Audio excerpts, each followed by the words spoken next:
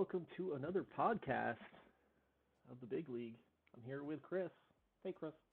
Hello. What And kind of we didn't, what kind of podcast we gonna do tonight? I don't know, we're just going to wing it. We didn't finish the preseason podcast this year, so Yeah. could do a little something. Holiday life got in the way. I'm pretty sure about that one. Yeah, for sure. Um,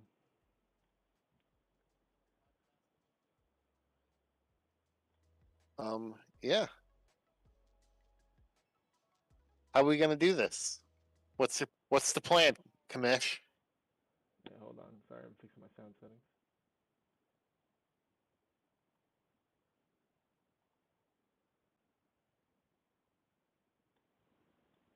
Can you hear me? I'll keep trying. Okay. All right. All right. So, yeah, why don't we look at the standings here? Why don't we look at the trades that have happened here at the deadline, see what people have been up to, and then we'll just kind of look at the standings top to bottom. All right. Sounds good. Plausible trades, barring any issues, wouldn't you say?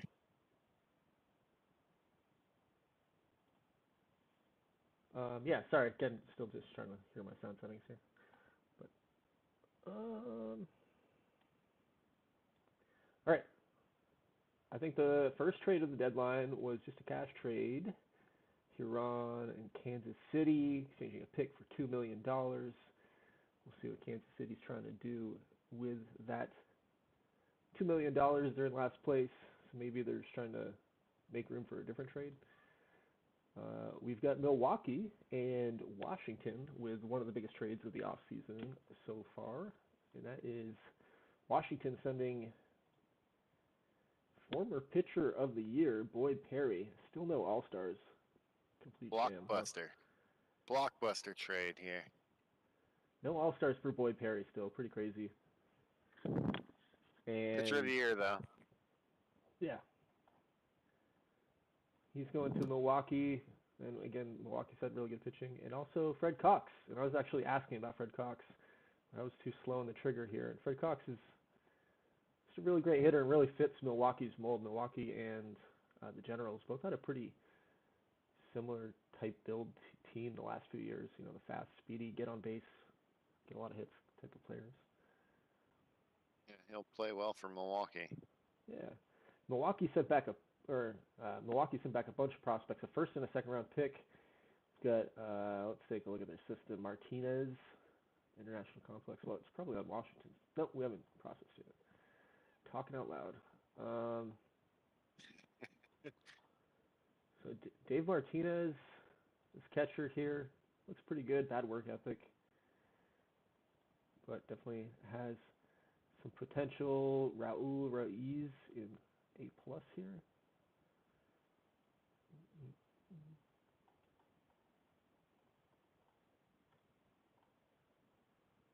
60 potential. Again, not the best personalities, but good High potential. He's got the potential. So player. Polito in AAA, who plays second base, and then Morgan Fickett, the major leaguer. So Polito, another good potential guy. So it looks like Steve just went out and pulled in a bunch of assets and some high picks, and then took this maybe reliever in salary relief. I don't know. Yeah, big contract. Morgan Fickett, I believe, wasn't he a player of a series or something like that? One from Milwaukee. Yeah, he's got a series MVP, got an All-Star, and he's a champion. So again, it looks like a salary dump, maybe just to make the deal work between the two teams. Most likely, correct. Although it is Milwaukee's over budget trade. Denver and Lehigh. I definitely like that trade for Milwaukee, and I like that Washington's kind of selling his assets while he still has them and turning the corner before he just kind of bottoms out and loses these guys.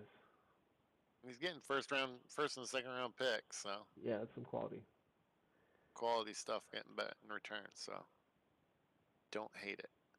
Next up, we got Denver and Lehigh making a big trade. Denver sending 3 major leaguers here. And those three guys are Colby, Haskins, and Martins. So Brett Colby here. Nice little reliever. And Lehigh just went kind of crazy at this deadline, bringing in a bunch of relief pitchers.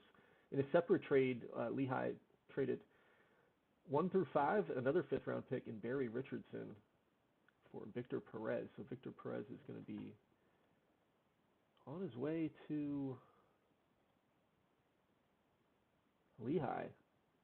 So outside of the relief pitching, he brings in a 3-time All-Star in Victor Perez. And Gabe Haskins, center fielder, is going to Lehigh. So a defensive center fielder here. So Lehigh taking a lot of the Dynamite's pieces. Denver, of course, 55-50, unexpectedly above 500 while trying to tank. And this might help getting rid of some of these guys. Just losing isn't in Denver's nature, I guess. Can't quite grasp how to do it yet. I think he's gonna get there after this trade. Yeah, you'll get there. We'll see Jay Griffiths going back the other way. I don't know if that's part of the salary situation. Looks like it maybe. So yeah, pretty big deal there. You know, again, 2/3, 2/4, 2/5, a first and a second going to the Denver Dynamite, plus Jay Griffin and Barry Richardson on this team as well. Who I don't see, Richardson, left fielder. So he's going over to Denver as well. Lehigh and Winston-Salem making a trade. Lehigh is sending a 7th-round pick and Tony Flores, relief pitcher,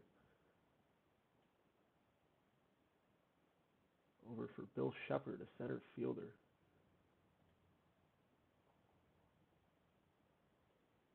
And again, looks like Lehigh is trying to secure that outfield defense with both Shepard and Gabe Haskins coming over. Small deal between Las Vegas and Kansas City. 2 prospects going to Las Vegas, or to Kansas City for Chris Totten, who's in Kansas City's AAA system. Totten, a pretty nice looking relief pitcher with no service time yet.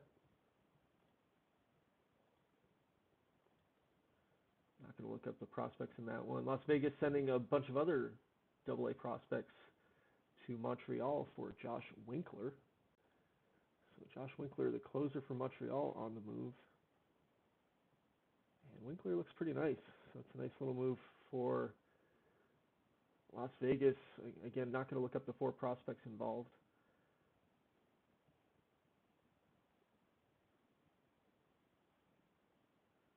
A lot of action at the deadline here. Lehigh making another move with Denver for Ben Hakes, a relief pitcher. So that's the 3rd trade at the deadline between these 2 teams. Is this fuckery? Have we bordered on fuckery yet?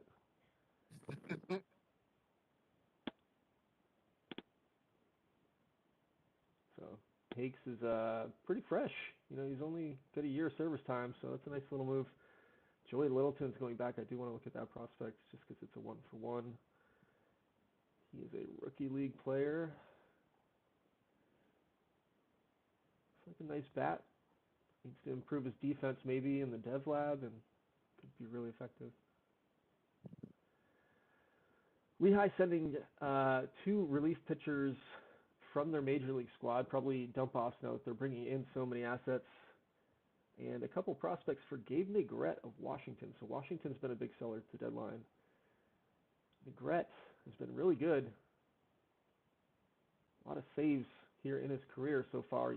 Already 126, and he's only 27. And he's on the move, so he's going to be Lehigh's probably closer, I guess. Washington's been trying to throw in the towel for a couple of years now, but now they finally kind of pulled that trigger, shipping away 3 quality assets. I made a move between another division rival, San Antonio, brought in their captain, David Brobeck, right fielder. He's been a nice player in the big league. Hopefully he can do so in Oahu. I sent back Zach Coster, the original two-way player, but he's on the decline. That was more of a salary dump. And Carlos Valencia, who's a catcher. Not the best defensive bars, but looks great offensively. So maybe move him around a little bit if you bring him up to the big league, and I think he's going to be a good everyday player. And then a third-round pick as well. And Lehigh's made two more moves, bringing in Kevin Green from Kansas City.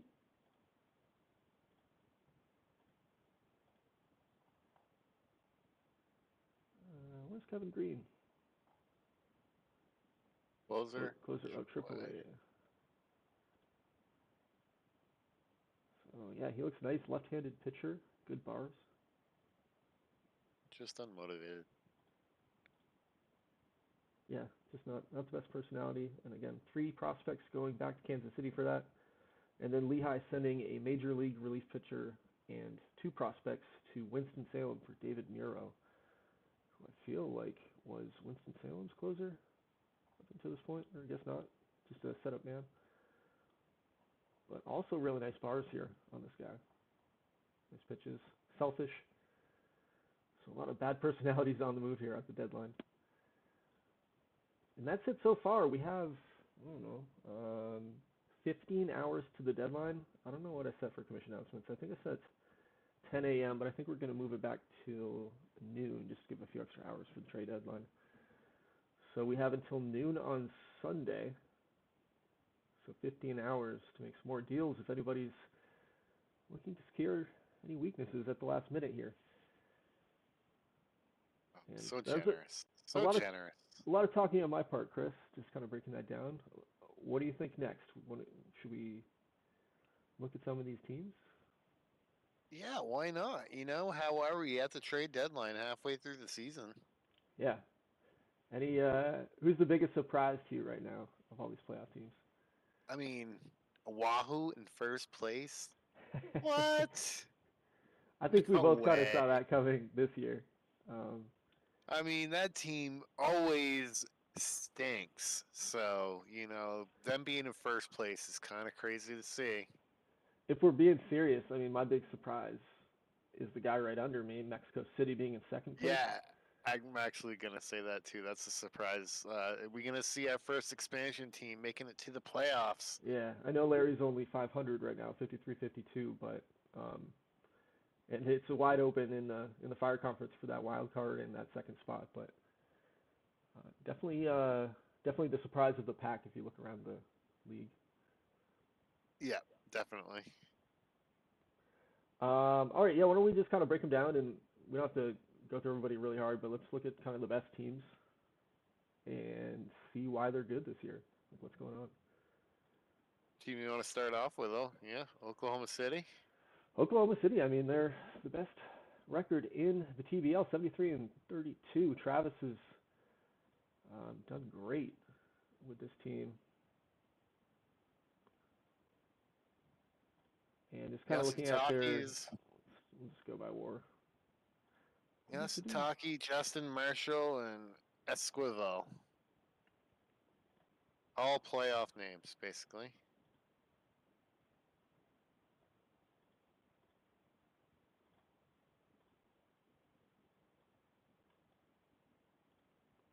Esquivel's leading their team with a 327 average. Matt Price is right fielder at the 312. Joe Smith is center fielder, 305. I like Joe Smith defensively. Looking up and down this lineup, like everybody's been playing really well. They're one of the top offensive teams and one of the best pitching staffs in the Fire Conference. I think they were, maybe it was Huron last year that kind of ran the table on both sides. OKC's kind of taking that mantle. He's first in runs scored and first in runs against, so. Yeah, I mean, yeah. Starter's ERA, he's second, and bullpen ERA, he's first, so. And I mean, he does it with power, right? Second in home runs, first in average, second in on-base percentage. Best defense in the Fire Conference. Powerhouse. This team is a powerhouse They right are. now. They are. And look who their cleanup hitter is. I love it. Yeah, Justin, yeah, shut up. Rule 5 draft pick. Rule 5 draft pick, Justin Marshall. He's had one of the best careers. I don't know. Is he a future Hall of Famer, do you think? No, He's got to absolutely be. not. Right? I will never vote for him. He's got to be. Oh, I mean, the statistics aren't there, but the legacy, it's hard to beat the legacy of Justin Marshall. You know, the worst part with Justin Marshall, him being, he was nowhere's on my radar ever, and like, I never even thought of saving this guy. He's a TCR god, though. I'll say that. Yeah, I mean, he was an 8th round pick by you back in the day. He's a low work ethic, unmotivated, had a great career. Yeah. But, yeah, this team's pretty amazing. They're going to be tough to beat. They're on pace right now, I think. I mean, there's a long ways to go. We've got 5 Sims left. But they're well ahead in the race. Well, I guess 4 games. 4 games ahead in the race for home field advantage through the playoffs. So it's really Huron who has the chance to catch them. I have a distant chance, but not really 9 games back, you know. So let's look at Huron's team. Yeah, because Josh has also put together a nice squad, and I mean, he's been here. He was here last year again, 101 wins, won the division. He's got a crazy good roster. Look at the home runs just from the top of the order down, you know, 25, 25, 12, 23, 18. And then the bottom of the order, 29, 24. Yeah. Holy moly, that's crazy. 190 home runs. OKC was second. They're first, so they have 30 more home runs than OKC at this point in the season. Incredible. Absolutely. Where they kind of are different and maybe have a weakness is the defense, right? Look at 13th, 14th, 12th out of 16 teams in the Fire Conference. So defensively, this team's struggling. They can make a couple errors here and there. They just got to, you know, smash them out of the park after next time. Yeah, they're just built very different than Travis's team, where this team mashes the ball and, you know, hopes they can score more runs than the other team, I think. But Colt Kerr, shortstop, leading the league in WAR. This guy's only 24 years old. I don't know this name, but he looks like he's going to be pretty good. Selfish. Looks like maybe more of a second baseman, but he's played third base this year pretty well. Selfish bastard. Yeah.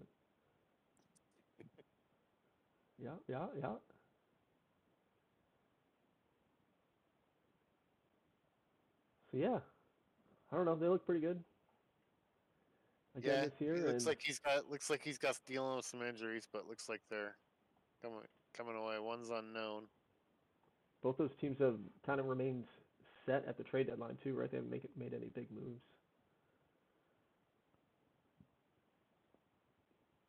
Next is my team. I do have a big injury. We didn't really look at that with OKC or Ju Kim. That's actually a big injury. 3 months. Danny Alexander, 7 months. So he's got some big pieces out, even though he's got the best record.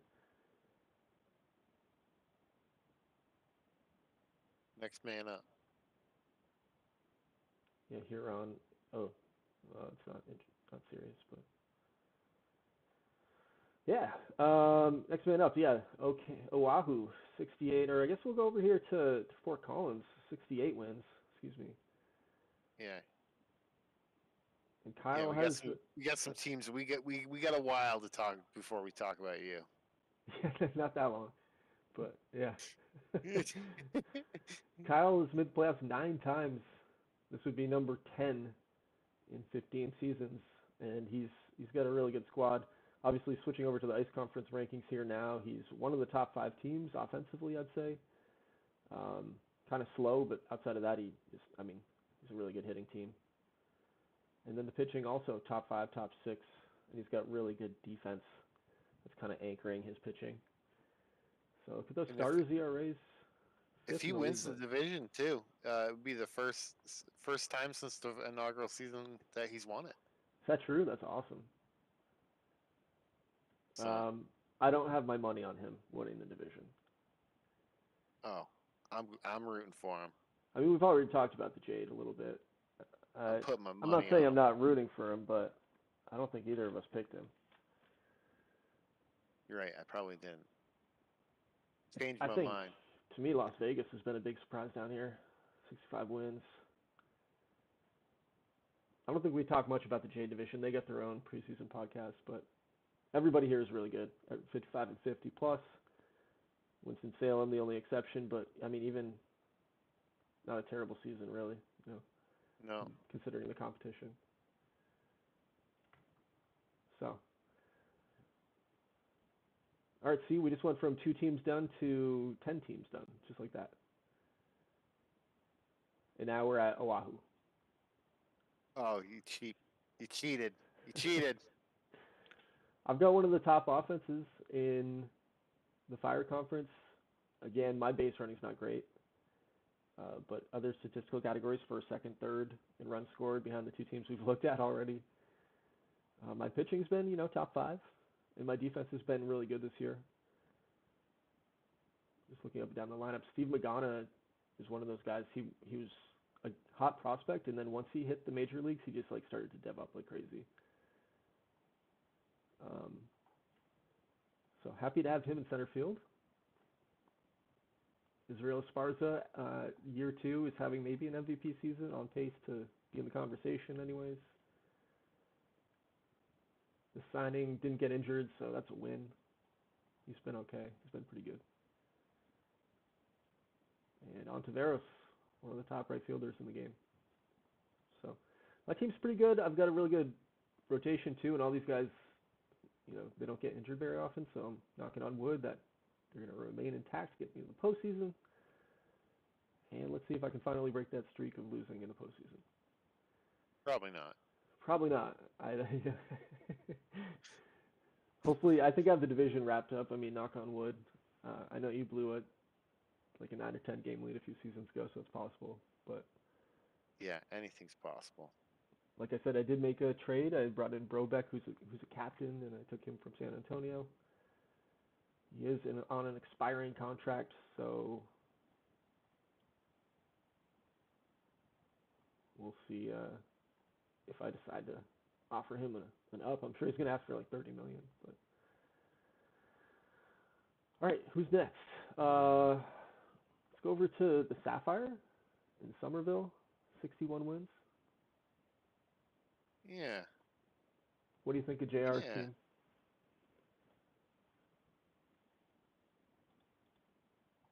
I don't know. They're good. They always seem to be good. Yeah, just seem to be good all the time now. Not flip floppy anymore. Yeah, that's the truth. They've made the postseason 9 times now, so I think that's probably tied for the record. I guess not. OKC 11 times. It's kind of where I thought the most. Anybody make it more than that, you think? No, I think OKC's got the record. Yeah. Technically not, but yeah, we'll give it to him. Yeah. It's between 2 GMs, but I mean Travis has kept that expectation of excellence Yeah. there going in that organization. Where are we? Somerville. Yeah, I mean Somerville, Dan Sonneville. This guy's 26 years old. He looks unbelievable. 2-time All-Star now. Got really good offense. Wasn't an All-Star this year. Looks like he got robbed.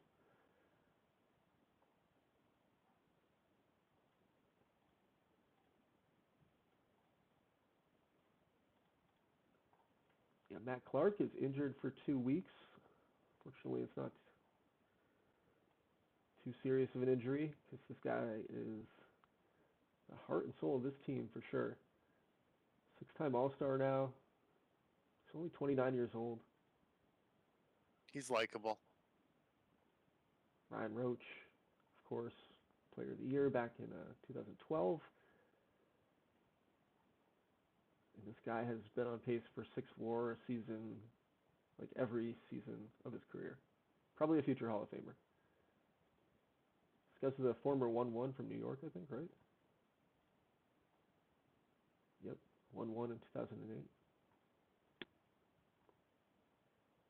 So, yeah, I mean, Somerville's got a really good team. Again, been kind of quiet at the deadline. But the division around them's kind of melting, right? Yeah.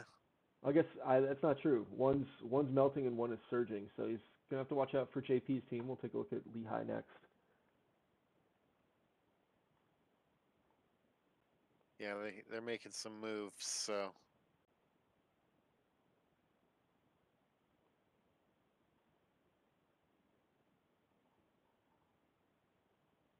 His pitching staff's been pretty bad this year. Is that what he brought in, too? A bunch of pitching? He brought in a ton of pitching. He reworked his whole bullpen, he said. So, looking at their stats, I mean, yeah, all these ERAs are 5+ for the most part. His starting pitching has been pretty good, right behind like Roland Cook and Jose Roca, and the bullpen's just been terrible. So I think, not every piece he brings in will work, but if enough do, he can, kind of correct the direction of the pitching staff and make himself more dangerous team in playoffs, assuming he makes it. And I think, again, with Washington selling 3 big pieces, he probably is going to make it. Philly's really sputtered this year, and then I don't think anybody else is competitive in this division. Not Syracuse? No, they're not really.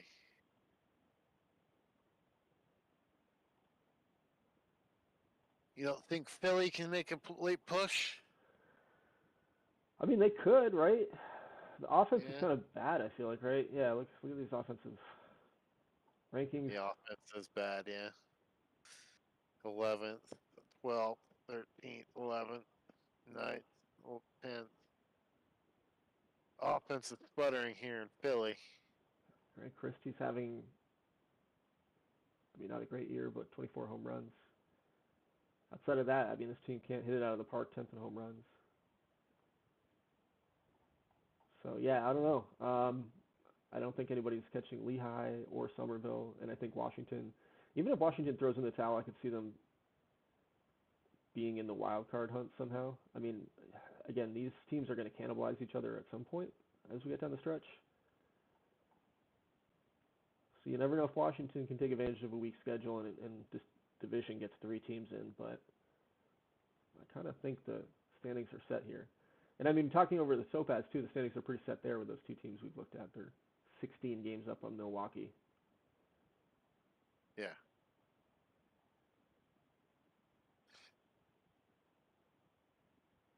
Man, yeah. Just so much disparity. When is it going to flip-flop? When's the Ruby division just going to be way better than the Topaz division? The same with the Sapphire over the Jade. Yeah, who knows? I don't see the Jade dominance ending for a while, just with the depths of like the systems we looked at when we did the preseason podcast over here. Yeah. Let's we're not doing a long podcast tonight, so let's look at the wild card race and maybe second place race over here. And Yeah, we don't need to talk about my garbage team. So. Well, you're in the race. You're 3 games back. Oh. You have a chance. No, we don't talk about my team. The Fire Conference has sent playoff teams under 500 to the postseason before, pretty recently. Yeah, you were one of them, weren't you? I was one of them. It looks like that could happen again this year. But all right, mediocrity. Milwaukee, I guess, probably the favorite to come out of this pack here that we're looking at. Milwaukee, Virginia, Louisville, all have the top seats right now. I would say Milwaukee's probably the best one chance at it. Because they've been making some trades. They picked up couple pieces from Washington, big pieces at that too. So pitching and offense. So Yeah, Virginia just lost one of their young starting pitchers for a couple weeks, so they have to weather that storm. They have a pretty good lineup. Like you said, Milwaukee just making those repairs, I think, gives them an advantage. But Virginia looks pretty good if they can weather the injury. Louisville, kind of a surprise being here, I'd say, at this point. The pitching isn't great. And the offense hasn't been great. But they do have a nice defense, so maybe they can hold on. And Virginia, more offense than defense. Vancouver, we got a new GM, Chris, who just joined the league and just we got got another Chris. first look at his Welcome. team. But we have to remember, yeah, right. Chris number 3 now in the league, but we have to remember they have the MVP from last year in Carlos Ruiz. Oh, excuse me, in Eric Gilbride, who's on pace for another monster season. And they had Carlos Ruiz, who was second in MVP voting last year, who's on pace for another monster season. So they have like the best 3-4, young 3-4 in the TBL maybe right now. Huh. Elijah Adams playing really well, so I think they have a chance to definitely get one of those seats. And then you're right, it does kind of drop off a cliff from there, and then we're talking about your team, which is... Yeah, don't look at it. You've got nice pieces, and you've got young pieces. Yeah. Yeah, I agree. They got young pieces and they kind of work. Yeah, It's not working out. I could see you being good in a year or two, like once Duras and Saucedo fill out their potential here. Yeah, I think also too I need a pitching staff. I think that's my problem. Ben Hedrick's been really good for you, and yeah, it must be your pitching, huh? Pitching is horrible. You're kind of below average offense and pitching. You're kind of just the most average team across the board. You're 8th in like everything. Yeah, just average. So, and then I think there's another team. Mayseal's probably my hot spot, but other than that, The other team's kind of within grasp here. San Antonio just sold their captain to me, so I feel like they're not trying to sneak into the playoffs. We've got the Rams also not trying to get into the playoffs, I don't think. Well, they still have some nice names on this team. I mean, it's a free-for-all. Like, all these teams kind of stink. St. Louis as well, 4 games back. They are what they are. Bill Willis.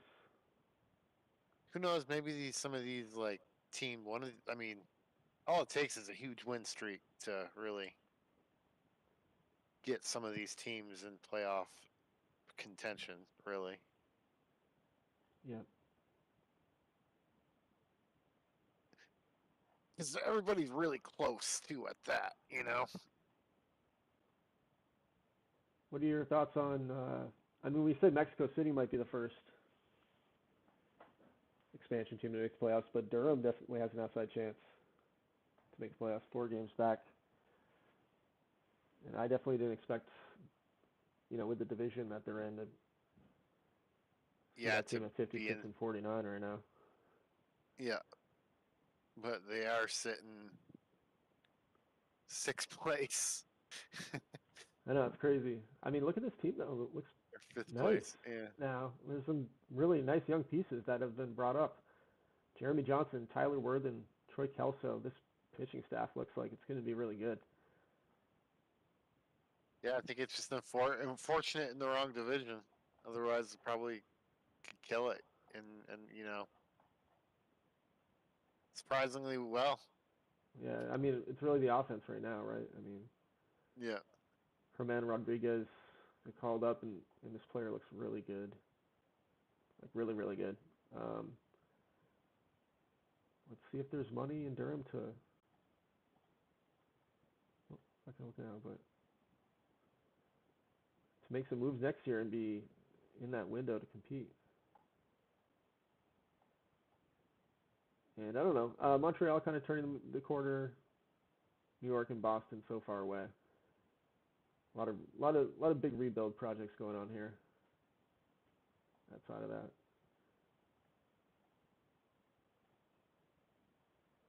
best players on the list: Chris Laredo in Vancouver is the number one prospect. So after having Rookie of the Year MVP last year and a runner-up in both those categories, we now have another really good-looking outfielder. So Almost ready at that too. Chris got really lucky with taking over a nice situation, really, right?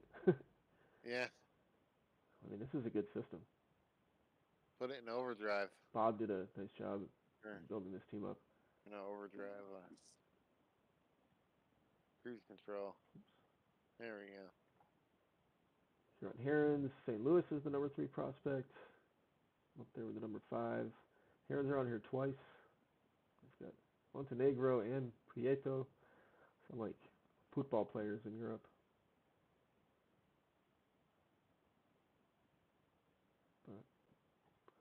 But, all right, what are your thoughts? What are your thoughts on this year, Chris? Spokane ain't in it, so it ain't exciting. It's just Yeah, weird seeing Oahu on top, in the Ruby division.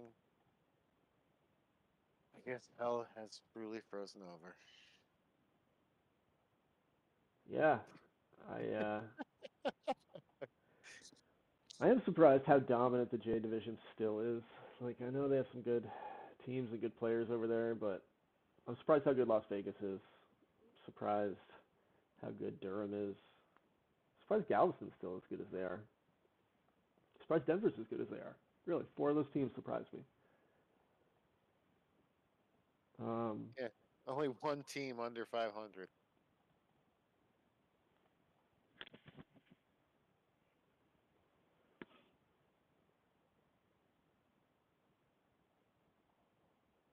OKC has been impressive.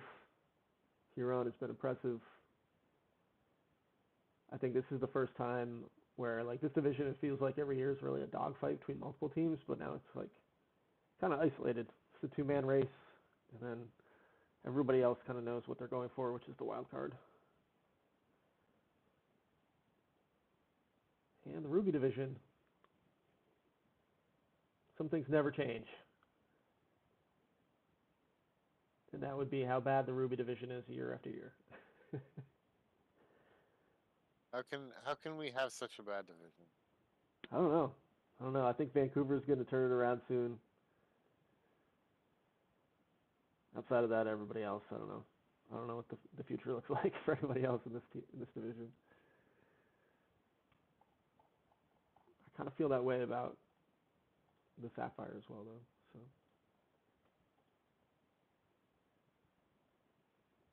here's the best Sapphire New system York. is New York, number 8.